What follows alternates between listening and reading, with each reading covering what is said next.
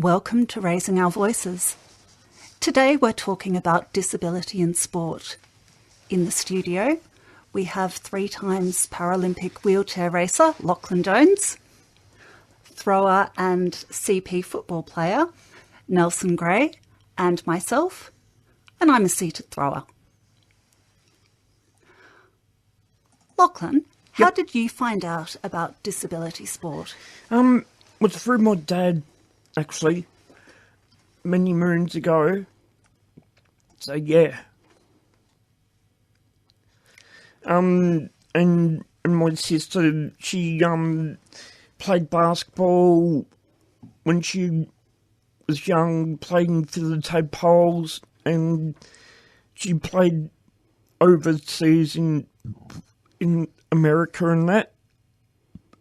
And then Mum played basketball, so in the Veterans League. So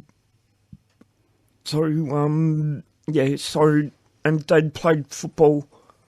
So it was only, I thought if you can't beat them, join them. So you ended up being a wheelchair racer? Correct. Well, actually, no, I'll rewind. I did do Special Olympic swimming, and then I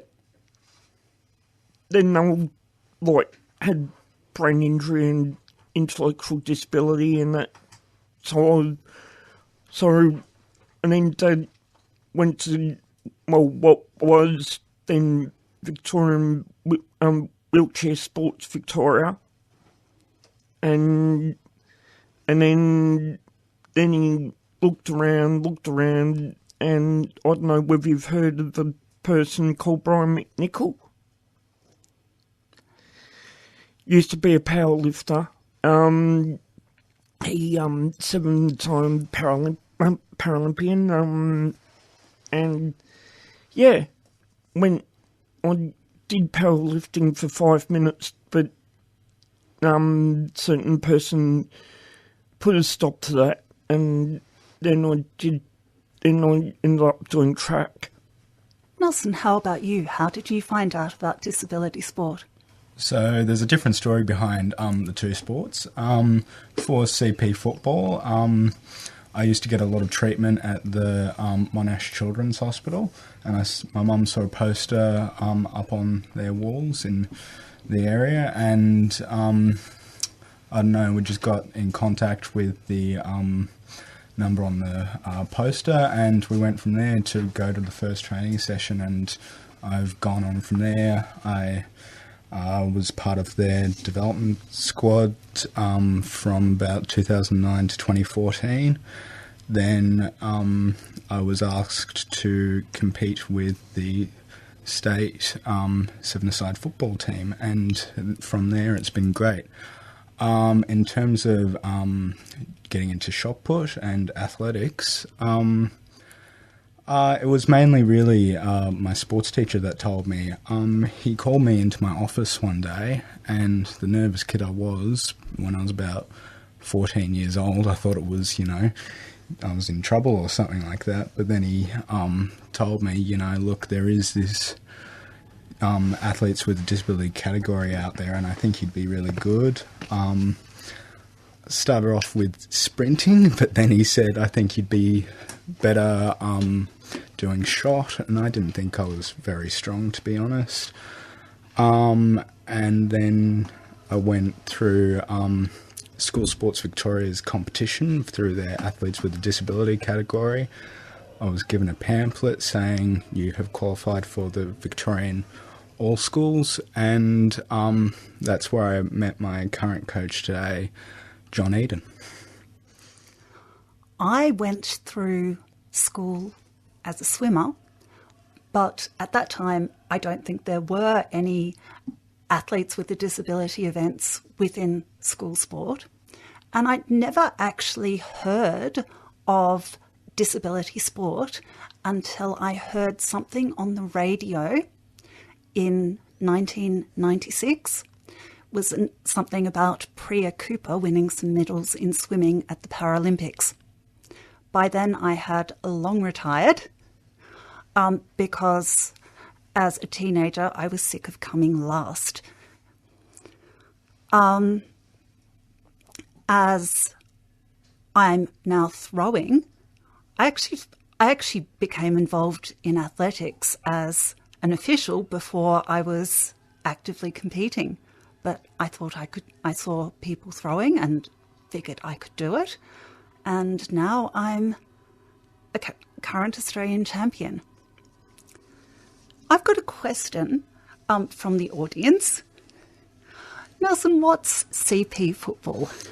CP football is a form of soccer for people with cerebral palsy to compete on, whether it's they've got now a local stage.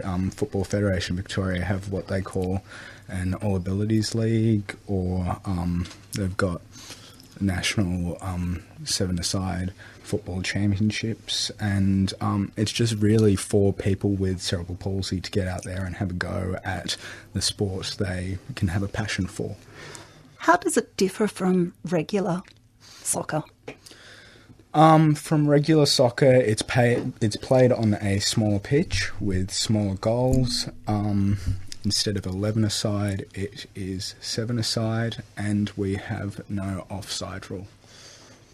Let's talk about coaching and support. Nelson and I actually have the same athletics coach, but Lachlan, I think that you were coached by your father. Is that right? Correct. How'd you know that? Well, you told me. Oh, that's right. I've also read your father's book. Right. Yeah. Yeah. That's correct. To cut a long story short, we couldn't. Well, he's claiming that because of my behaviour and that nobody would want to coach me, which is absolute rubbish. And then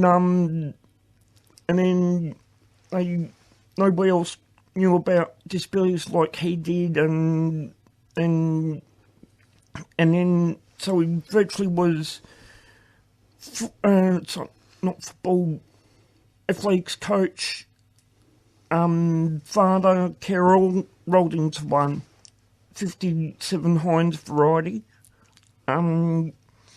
So he had to get classified as a coach.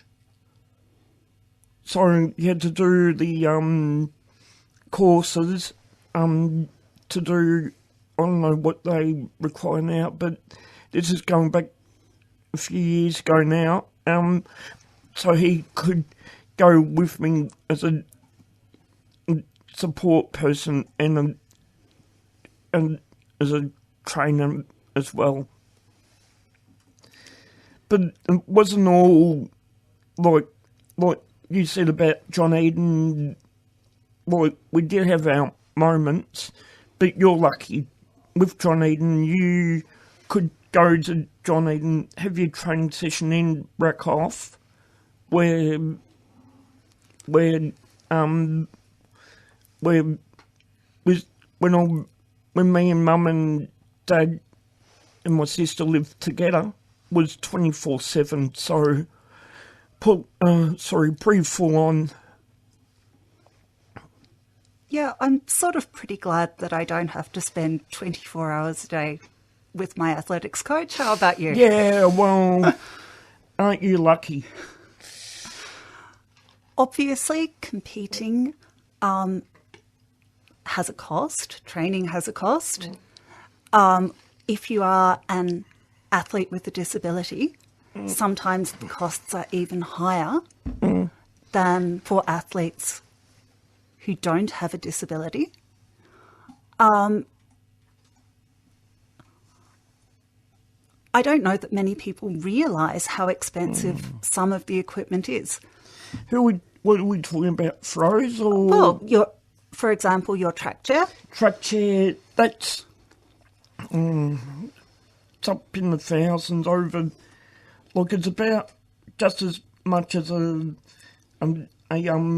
real good lightweight road bike or track bike for like like racing, road racing, or velodrome or anything like that. It's got carbon fibre in that, so we had to get sponsors from Bike Shop, and then after the Paralympics, we got a sponsorship called in '97 from a company called Zeal Consulting.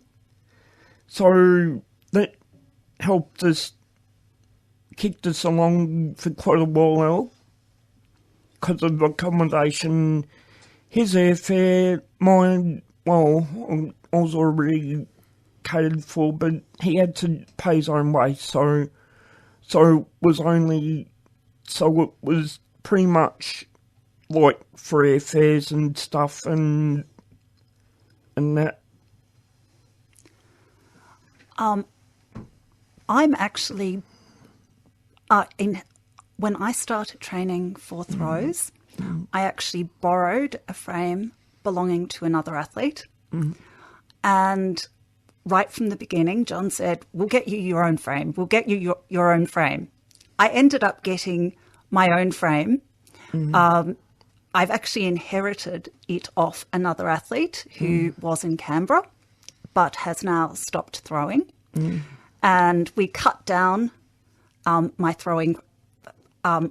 throwing frame of this other athlete so it would fit me. What do you mean cut it down? It was set up for another athlete. Oh, yeah, because I know with, well, it's the same with athletes' chairs. You've got to have them fitted to the person. You can't just, it's not like say my body, like, you can't have another size, like, just, like, you can't just go into, otherwise they're too small or they're too big, or you've got to really be specific and tailor the racing chair and the dimensions and that. So, yeah, I wouldn't be surprised if you had to do that. And Nelson, what sort of costs have you had for training and competing? Well, for me, there's not much equipment really involved. The only equipment I really use is my AFO, or also known as an ankle foot orthotic, which basically helps me with my walking style and trying to help me walk straight, and helping also with my balance. Depending on the style, the one that I've got at the moment, it could cost $1,000 in Australian dollars. In terms of flights and everything to get to competitions, maybe interstate, I don't have much experience in that yet because.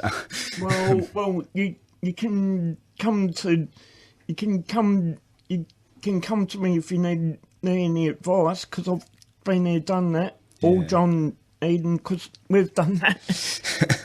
I mean, most of the costs involved with flying interstate at the moment is paid from my mum, and I am internally grateful for her putting up with all those costs and everything. Have you thought about applying for sponsorship? Yes, I have thought about applying for sponsorship, to be honest. I'd really, really consider you do that, because, again, with sponsorship, you don't have to worry about actually, you don't have to worry about, like, your mum and I know, I don't know her from above, but I'm only an outsider looking in. Like, you can't expect her to be giving you handouts, you know what I mean? Well, yeah, I know that, and it's it's a process about, I am trying to, I'm only just turned 18, so, yeah, quite. Well, I was in your situation I know where you're coming from. It's just at the moment I'm not really looking for work because I have got year 12 and it is so busy on top of all the sport that I do at the moment. Right. It's probably a good time to talk about the time commitment of training and competing. And the challenges of juggling different commitments as well for those of us who are studying or working as well as trying to compete in our sport. Yeah, and sport does take up quite a bit of time when you do two sports like myself. I'll go to Darebin for soccer from about 10 till 12 in the morning on a Saturday, and then I'll go to training down in Cranbourne from 9 a.m. till about maybe 11. And then go to referee a soccer game. Yes, I also am a referee for Football Federation Victoria, so that does take up quite a bit of my time, but it is worth it at the moment because it does earn me a little bit of money on the side, which is trying to address the issue of, having some money. And also to add the... Look, it actually does give you that money, costs, against those things, like the petrol, and because you can't, the service station attendant's not going to, your small's not going to pay for the petrol, is it? Yeah, so I'm not driving yet at the moment. Sorry. No, that's okay.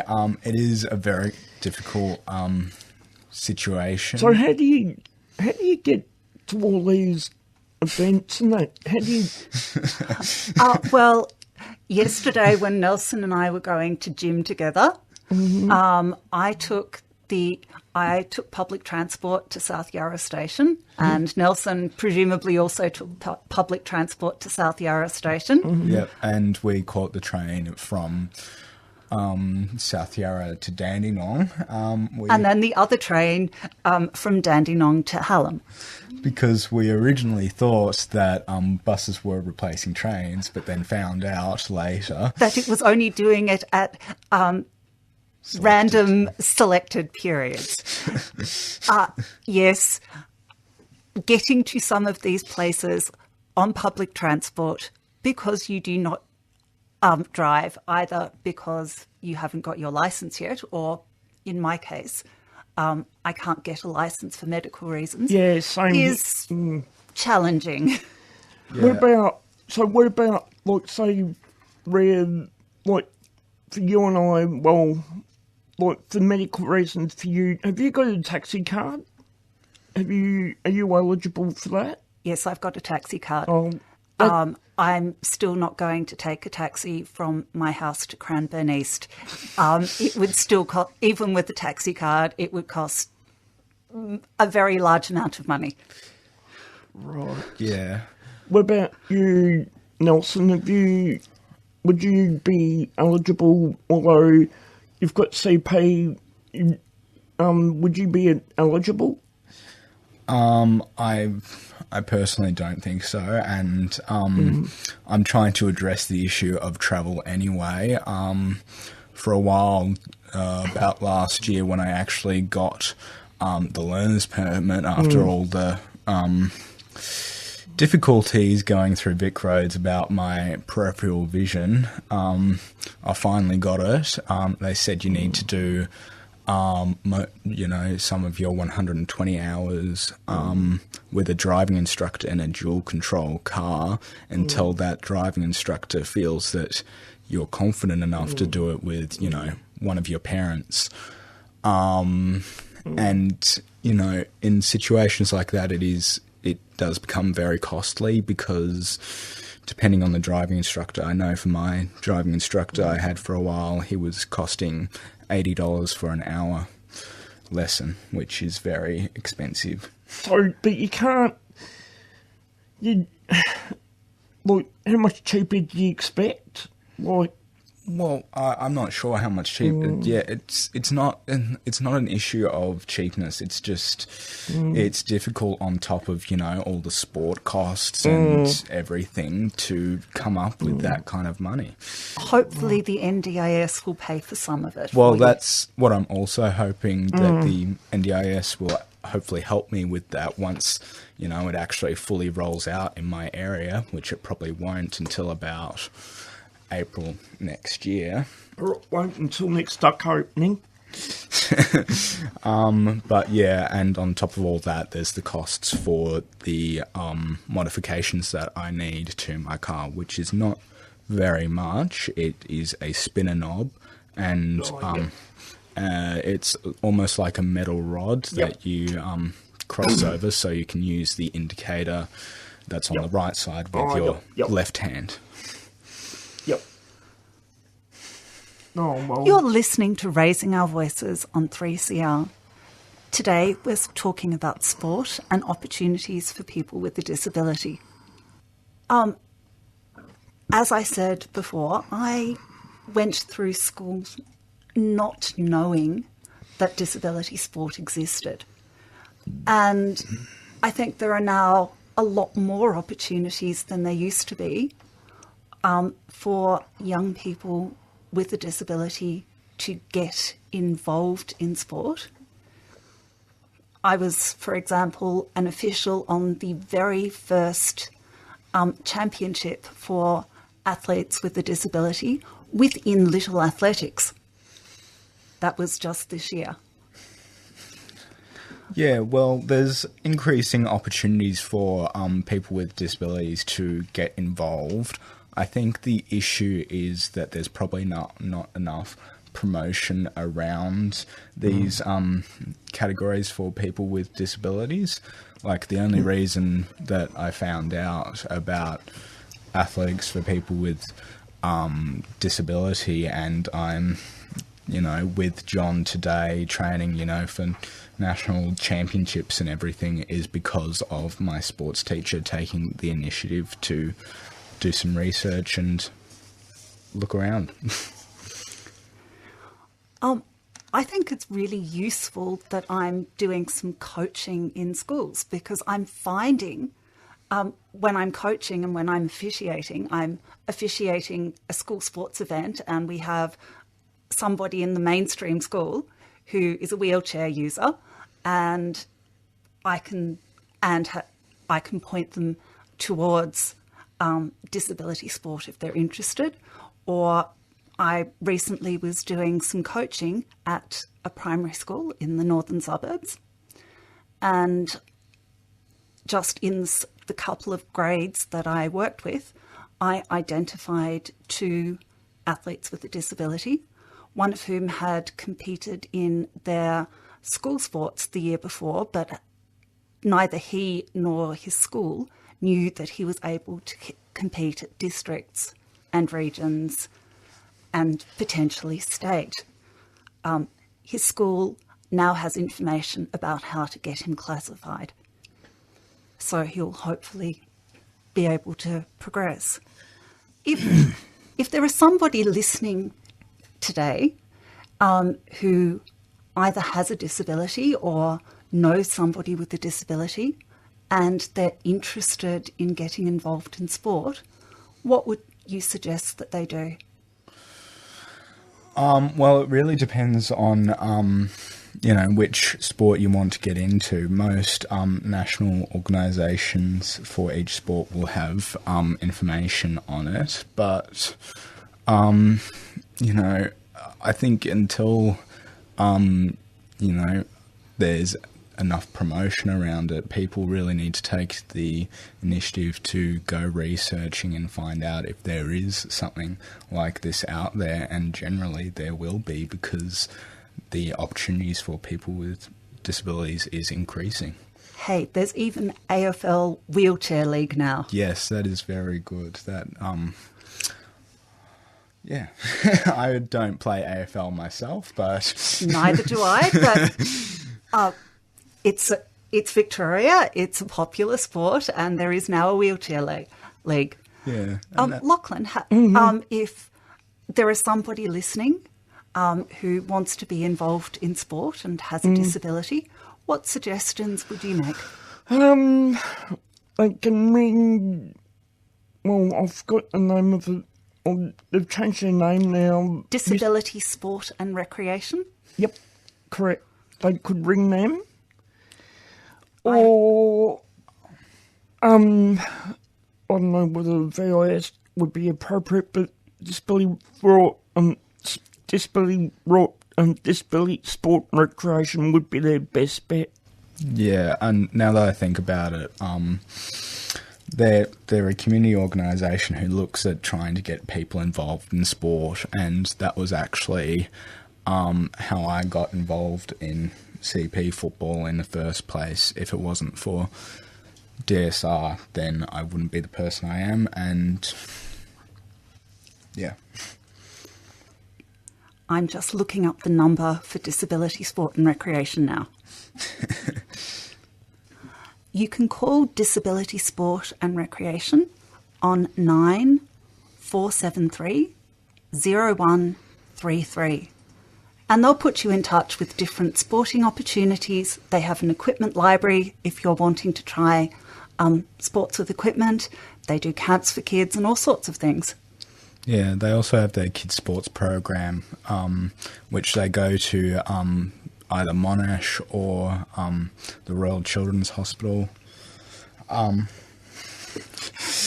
By now, you've been listening to Raising Our Voices. Next up, we have Complet Tada by Lable.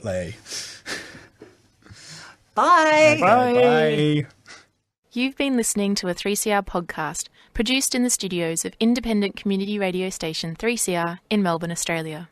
For more information, go to allthews.3cr.org.au.